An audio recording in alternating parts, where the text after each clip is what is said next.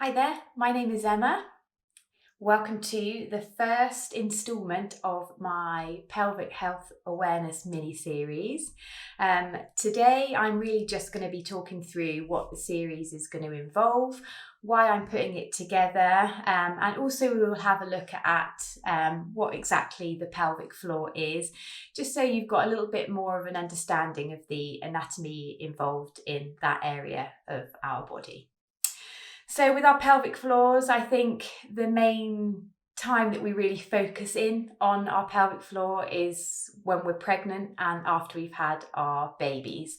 So we have our appointments with our midwives and they'll say, "Oh, are you doing your pelvic floors?" And you sort of look one way and the other and think, I probably should just say yes here. And you say, "Oh yeah, when I remember." And we have that during pregnancy, and then after we've had our babies again, we're really busy with being a new mummy. Midwives will say, "You doing your pelvic floors?" And we just say, "Yeah." And nobody really discusses how we do our pelvic floors, why we do our pelvic floors. So it's kind of one of those things we know we should be doing, but nobody's really supporting us in how and when and why we should be taking care of this area of our anatomy. So the reason I've put together this mini series is to really help women and men connect with this area of our body so that we can draw more awareness about how it works, what it does, how we can activate those muscles, how we can keep them strong and healthy as we go throughout our lives. So I want women to feel connected to this area of their body. Once they've established that connection, they sort of got an understanding. If they're finding that there's issue there and they're highlighting that the issue is associated with their pelvic health, that they feel empowered then to go and seek support, because there is plenty of support and help out there, but we have to look for it. We're not going to have somebody sort of offering it up on a plate. So if we're finding that we've got a pelvic health issue, it is our responsibility to take ownership of that and to seek support and get it sorted. You can get sorted. So that's the aim, really. So those of you that know me, I am a personal trainer with a pre and postnatal fitness qualification. That's it. I am not a doctor. I'm not a physiotherapist. I am by no means an expert in this area, but I am hugely passionate, and I think it's my role as a personal trainer and a sort of a women's wellness supporter really to try and raise awareness so that then I can send you on to those experts that are out there. So the mini series, there's going to be 10 episodes that make up the series. So we've got today, episode 1, we're going to look at what the pelvic floor is. Then we've got episode 2, where we're going to look at the pelvic floor and the bladder and the issues that we see there. The pelvic floor and the bowel. And then we're going to look at the pelvic floor in our sex life. We're going to look at the pelvic floor and pregnancy and birth. We're going to look at men and their pelvic floors. Men think they don't have a pelvic floor, but they absolutely do. So although this is really aimed at women, the series, I want to raise awareness for men as well. Something that's really new to me is the connection of our pelvic health and our mental wellness. So we're going to touch on that, but certainly, definitely an area I'm not an expert in. So I just want to draw awareness so that you can then take that new knowledge elsewhere if necessary. And then we've got episode 8, how to activate the pelvic floor. How do we do it? It's so important that we know how to activate the muscles and how to release the muscles as well. And breath is really, really important there. I'm going to give you a little pelvic floor workout. So it's going to incorporate some exercises that will spontaneously activate the pelvic floor. So it's something that you can work through at home. And then we'll finish up with a bit of a conclusion, wrap up the series, and I will give you some ideas of where you can go and get some support.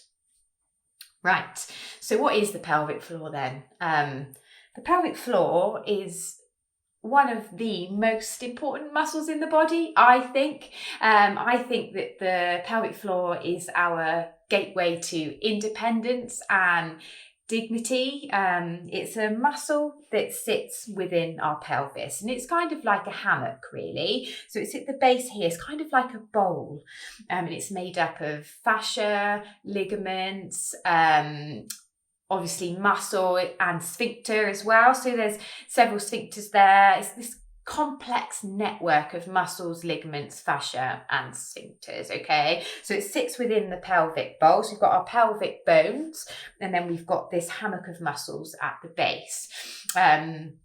It's made up of both slow twitch and fast twitch fibers. So slow twitch fibers are those that would enable us to register that we need a wee in the middle of the supermarket and give us the capacity to hold on to that wee till we make our way to the toilet. The fast twitch muscles are the ones that when we jump on a trampoline should activate so that we don't wet ourselves. So we need to work with our slow twitch and our fast twitch fibers when we train these muscles. So I'm going to show you an image now. Okay, so you can see here that the image depicts a cross-section of a female body. So you can see at the base the pelvic floor muscles. So they attach at the pubic bone at the front, and then they will go all the way underneath us and then reattach at the coccyx. So that's that hammock that I was talking about. So you can see the bladder, you can see the uterus, and you can see the bowel there.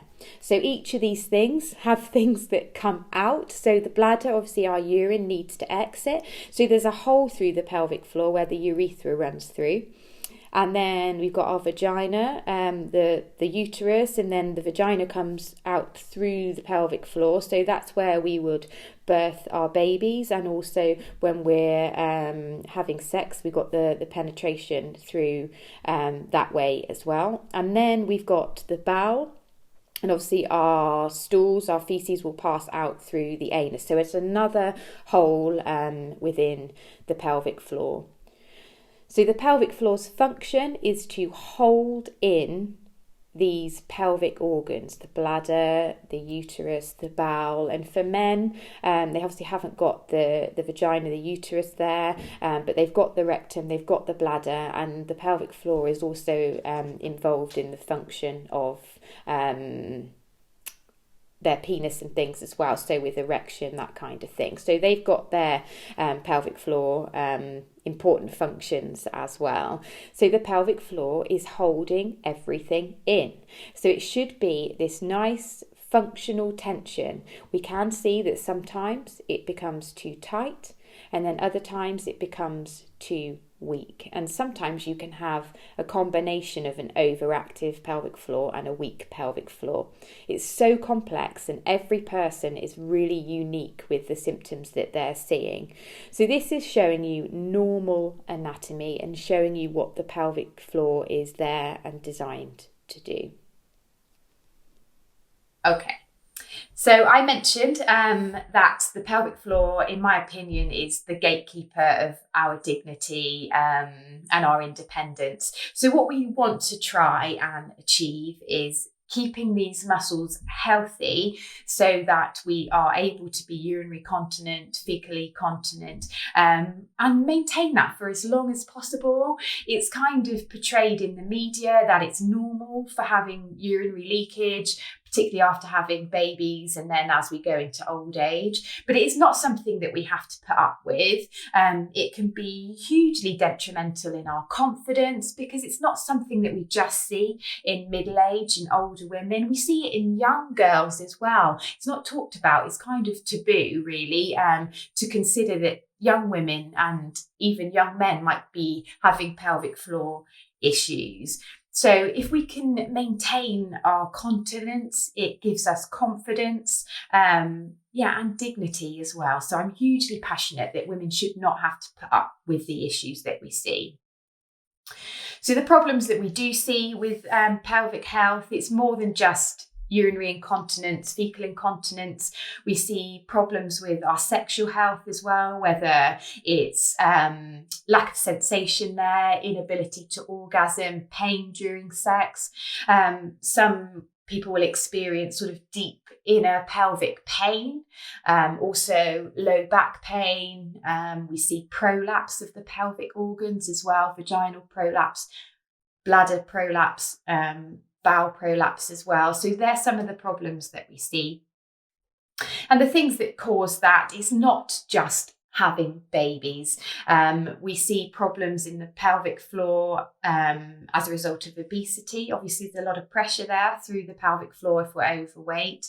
But yes, definitely pregnancy impacts. Childbirth will impact, even if you've had a cesarean section, doesn't leave you scot-free.